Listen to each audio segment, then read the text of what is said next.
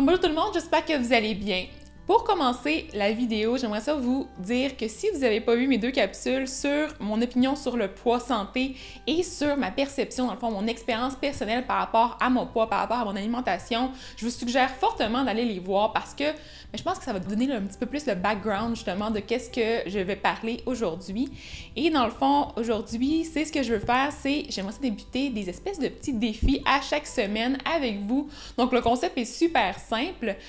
Le but, c'est qu'on ait un défi par semaine. Donc, je vais vous mettre une capsule en ligne par semaine avec des idées, des trucs pour mieux s'alimenter, pour peut-être perdre du poids pour certains, mais pas vraiment en focusant sur une perte de poids nécessairement, mais plutôt en allant pour une optique santé globale et éventuellement, si on stabilise notre poids, si on perd du poids, ce sera pour le mieux. Donc, je voulais aussi vous mentionner que j'ai parti un groupe sur Facebook, donc un groupe pour tout ce qui est les défis concernant, c'est ça, l'aspect alimentation saine et tout ça. Donc, je vais vous mettre les liens pour y accéder dans la barre en bas. Donc, inscrivez-vous au groupe, comme ça vous allez pouvoir être avertis. On va pouvoir se donner des trucs entre nous pour mieux réaliser les défis. Donc, pour commencer avec le premier défi, donc le défi d'aujourd'hui et de la semaine qui s'en vient. Donc, là, aujourd'hui, on est dimanche, donc ça va aller jusqu'à dimanche prochain le défi.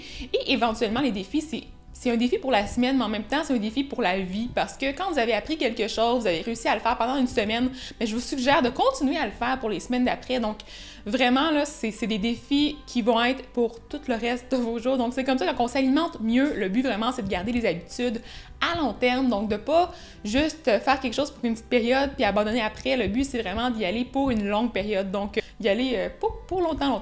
Puis en plus, le truc d'aujourd'hui, ça tombe super bien parce que c'est un truc qui va vraiment vous servir pour toute votre vie. Donc, le truc, c'est vraiment d'écouter nos signaux de faim et de satiété.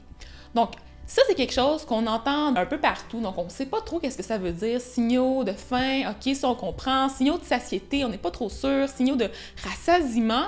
Donc, c'est quoi la différence entre la faim, la satiété, l'appétit, le rassasiement? Donc, c'est quoi la différence dans tous ces termes-là? Qu'est-ce que ça veut dire exactement? Bon, on va aborder ça ensemble aujourd'hui. Puis ensuite, je vais vous donner des petits trucs pour mieux écouter votre corps, pour mieux être alerte à tous ces signaux-là. Et vraiment, éventuellement, bon, ceux qui veulent perdre du poids, mais vont pouvoir mieux écouter les trucs. Et peut-être, éventuellement, ça peut mener à une perte de poids. Mais sinon, vous écoutez votre corps, vous mangez au juste milieu pour garder un poids stable et ça va être parfait. Puis pour ceux qui veulent gagner du poids aussi, ça peut être un truc parce que, au contraire, quand on écoute bien nos signaux, on peut aussi savoir quand, bon, j'ai peut-être pas assez mangé, j'ai encore un petit peu faim, mais je peux me permettre d'en manger un peu plus pour éventuellement prendre du poids. Donc, on va commencer avec la définition d'appétit. Donc, l'appétit, c'est vraiment tout ce qui entoure la prise alimentaire. Donc, ça va comprendre autant la recherche des aliments, bon, la sélection des aliments, mais ça va aussi comprendre, bon, le moment où on mange l'aliment, le moment où on le savoure, qu'on le déguste et tout ce qui entoure justement la faim, la satiété et le rassasiement. Donc, ça englobe absolument tout. Donc, ça, c'est fait pour l'appétit. Ensuite, si on passe à la faim, bon, ça, c'est le terme qu'on connaît le plus. Donc, c'est vraiment simple. La faim, c'est quand on a le goût de manger. Donc, le goût de manger peut être autant causé par des signaux qui peuvent être psychologiques. Donc, ça, c'est le petit volet qu'on aime un peu moins parce que quand on est tenté de manger seulement parce qu'on a une faim psychologique, ça veut dire une faim qui est menée par, bon, des émotions, un contexte particulier. Aussi, c'est la faim environnementale. Donc, c'est comme une espèce de duo là, environnemental et psychologique. C'est ce qu'on aime un peu moins parce que c'est ça. Des fois, on mange puis notre corps n'a pas vraiment faim, mais c'est seulement notre tête qui a faim.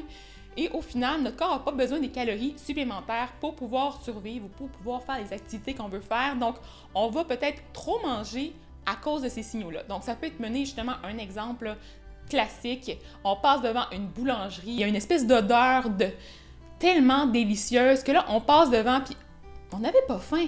Mais là, on se dit, il me semble que j'en mangerais bien. Puis des fois, on écoute cette faim-là, mais c'est pas une réelle faim qui vient vraiment du ventre, qui vient vraiment du corps en tant que tel. Donc, c'est vraiment le concept avec la faim, c'est vraiment de ne pas écouter ces petites pulsions-là du contexte, du fait qu'on est entre amis, il y a des bouchées, on mange, mais au final, on n'a pas vraiment faim. Donc, le but vraiment, c'est de ne pas se fier à cette faim psychologique-là ou environnementale-là, mais plutôt de se fier à la faim qui va provenir de notre corps. Donc, les signaux physiologiques qui vont être, bon, les petites crampes qu'on peut avoir à l'estomac, on peut ressentir aussi un creux au centre de notre ventre, on peut aussi avoir vraiment la faim, donc une perte d'énergie, une perte de concentration. Donc, des fois, à l'école, ça arrive, là, on est comme il me semble que j'arrive plus du tout à suivre le cours, je me sens faible, je me sens étourdie. Vraiment, là, il est temps que je prenne une pause, que je mange un petit quelque chose. Des fois aussi, on peut confondre avec la soif. Donc, si vous avez ces signaux-là, des fois, assurez-vous d'avoir bien bu ou d'être bien hydraté avant de manger, mais c'est quand même des signaux qui sont assez francs, on le ressent. Donc, quand on a vraiment faim, une faim physiologique, vraiment, c'est franc, c'est clair, c'est précis, on a faim, il faut manger, il faut donner des calories à notre corps.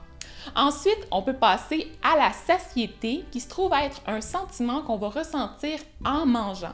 Donc là, on va débuter notre repas parce qu'on a faim, et là, on va commencer à manger. Tranquillement, au cours du repas, on va avoir rempli nos réserves en énergie. Et là, si on mange suffisamment lentement, on devrait sentir des signaux qui nous disent qu'on a atteint le niveau de satiété. Donc, la satiété, c'est vraiment le moment qui se trouve au cours du repas.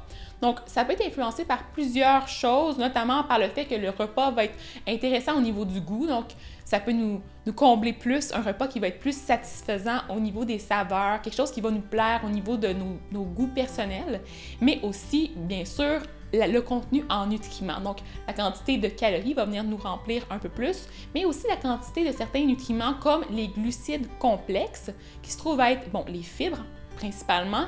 Donc, les fibres, ça prend beaucoup de volume et ça va nous remplir assez rapidement. Donc, c'est ce qui va nous donner le sentiment qu'on est plus, justement, on a atteint notre satiété. Ensuite, pour ce qui est du rassasiement, le rassasiement se trouve à être un autre sentiment de plénitude, de satisfaction. Donc, c'est comme un état un peu neutre qu'on peut dire parce que à ce moment-là, on ressent plus la faim, mais on ne devrait pas se sentir trop plein non plus. Donc, le rassasiement, c'est un moment où, entre les repas, donc après avoir atteint le stade de satiété, on va passer au stade de rassasiement. Donc, le rassasiement, c'est la période qui va durer entre la dernière bouchée de notre repas, de notre premier repas, et la première bouchée du deuxième repas.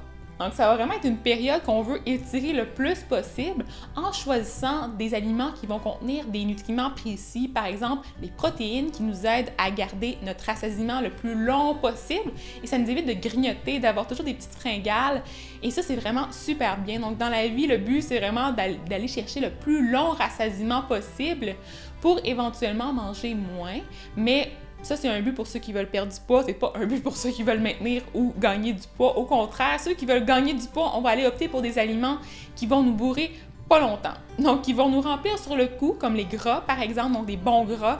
Ils vont nous remplir sur le coup, mais on va pouvoir avoir faim assez rapidement après le repas, on va pouvoir remanger rapidement et au final, accumuler les calories, accumuler les muscles, accumuler tout ce qu'on veut gagner. Donc, pour ce qui est des différents signaux, j'espère avoir été claire. Je vais essayer de vous mettre aussi un espèce de petit graphique, en tout cas, qui va avoir, en tout cas, si je n'arrive pas à vous le mettre, je vous le mettrai dans les liens en bas, mais pour vraiment vous expliquer la différence, justement, entre la faim au début du repas, la satiété et le rassasiement. Donc, c'est fait pour ça. Je crois que j'ai un peu abusé avec mes explications qui étaient un peu trop longues, alors on va se retrouver mardi pour la seconde partie de la vidéo dans laquelle je vais vous donner 8 trucs pour mieux écouter vos signaux de faim et de satiété. Bonne fin de journée!